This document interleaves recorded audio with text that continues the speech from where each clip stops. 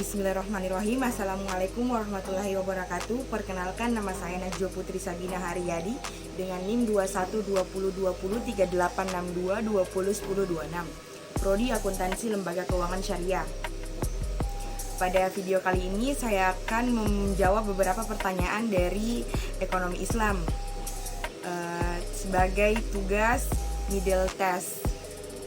Yang pertama yaitu jelaskan apa yang dimaksud dengan ekonomi Islam. Ekonomi Islam merupakan ilmu yang mempelajari perilaku ekonomi manusia yang perilakunya diatur berdasarkan aturan agama Islam dan didasari dengan tauhid sebagaimana dirangkum dalam rukun Islam dan hukum Islam.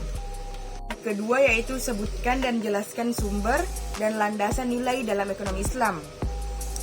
Landasan ekonomi Islam yang pertama yaitu tauhid atau keimanan. Tauhid merupakan fondasi fundamental bahwa tauhid itu yang membentuk 3 pokok filsafat ekonomi. Ekonomi Islam yang pertama, dunia dengan segala isinya adalah milik Allah Subhanahu wa taala dan berjalan menurut kehendaknya. Quran surah Al-Maidah ayat 20 dan Quran surah Al-Baqarah ayat 6. Yang kedua, adil atau keadilan. Allah adalah sang pencipta seluruh yang ada di muka bumi ini, dan adil keadilan merupakan salah satu sifatnya Allah, menganggap semua manusia itu sama di hadapannya dan memiliki potensi yang sama untuk membentuk baiknya, karena yang menjadi perbedaan baginya hanya diangkat ketakwaan setiap individunya. Yang ketiga yaitu nubuwah atau kenabian. Karena sifat cinta, sayang, dan kebijaksanaannya Allah, manusia tidak dibiarkan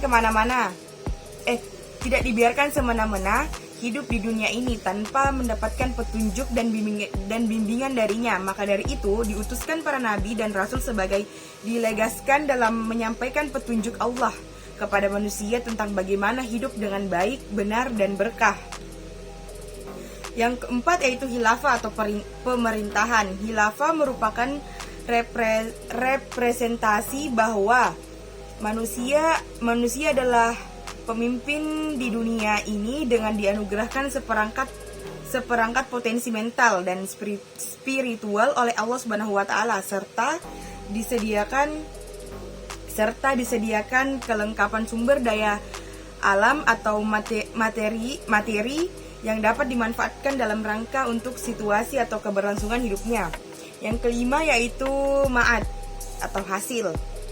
Pada dasarnya manusia diciptakan di dunia ini dengan perjuangan dari belum bisa berjalan menjadi bisa berlari, dari belum bisa menghafalkan kata-kata menjadi bisa berbicara, dan masih banyak contoh lainnya. Dalam perspektif Islam, dunia adalah ladang akhirat. Maksudnya dunia merupakan tempat bagi manusia untuk mencari bekal dengan bekerja, beraktivitas, dan beramal saleh. Kelak amalnya itu akan mendatangkan kebahagiaan dan mendapatkan balasan baik sesama hidup di dunia maupun di akhirat nanti. Yang ketiga, jelaskan prinsip dasar dan tujuan dalam ekonomi Islam.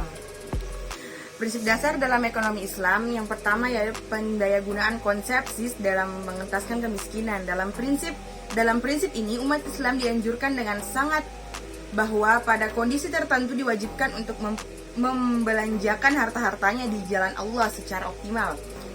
Membelanjakan dalam arti membantu para kaum duhafa, yatim piatu, fakir miskin, dan lainnya, yang termasuk dalam 8 ansaf mustahik zakat. 2 yaitu larangan riba. Amat jelas surat-surat dalam Al-Qur'an, surah-surah dalam Al-Qur'an terutama Al-Baqarah tentang larangan melakukan riba bagi umat Islam.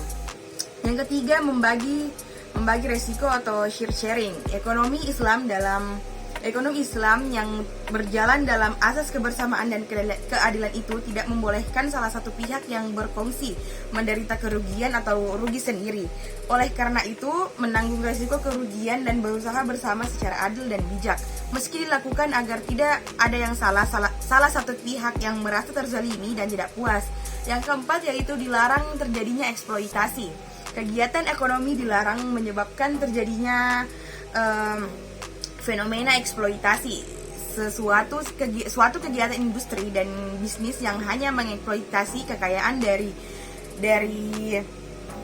kekayaan apa suatu kegiatan industri dan bisnis yang hanya mengeksploitasi kekayaan alam dan sumber daya manusia. Yang kelima yaitu menjauhi usaha yang bersifat spekulatif.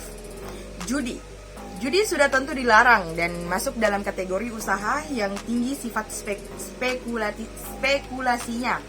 Sistem ekonomi kapalitas berbagai bisnisnya banyak ditopang dan didukung dengan usaha model spekulatif ini.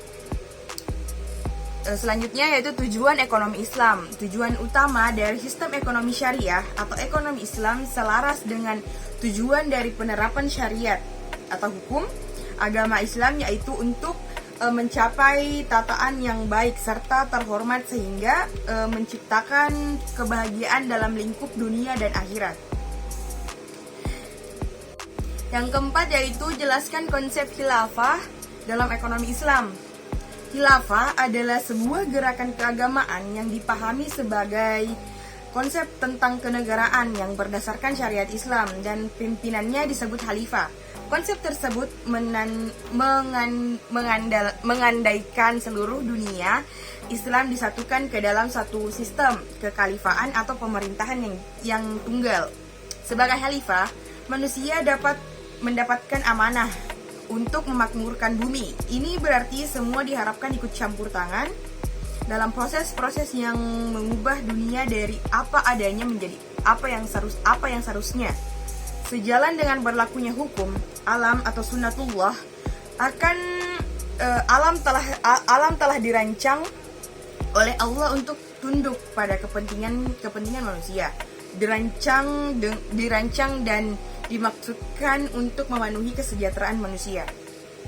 Yang kelima yaitu jelaskan konsep filantropi dalam ekonomi Islam. Filantropi Islam merupakan praktik kedermawaan dalam tradisi Islam melalui zakat, infak, sedekah, dan wakaf. Sebagai lembaga keuangan mikro syariah yang juga bergerak dalam filantropi Islam, sangat berperan strategis dalam pembinaan agama bagi para nasabah yang menerima ziswaf. Yang keenam yaitu jelaskan konsep kepemilikan dalam ekonomi Islam. Kepemilikan atau berasal dari bahasa Arab dari akar kata malaka yang artinya penguasaan terhadap sesuatu. Kepemilikan atau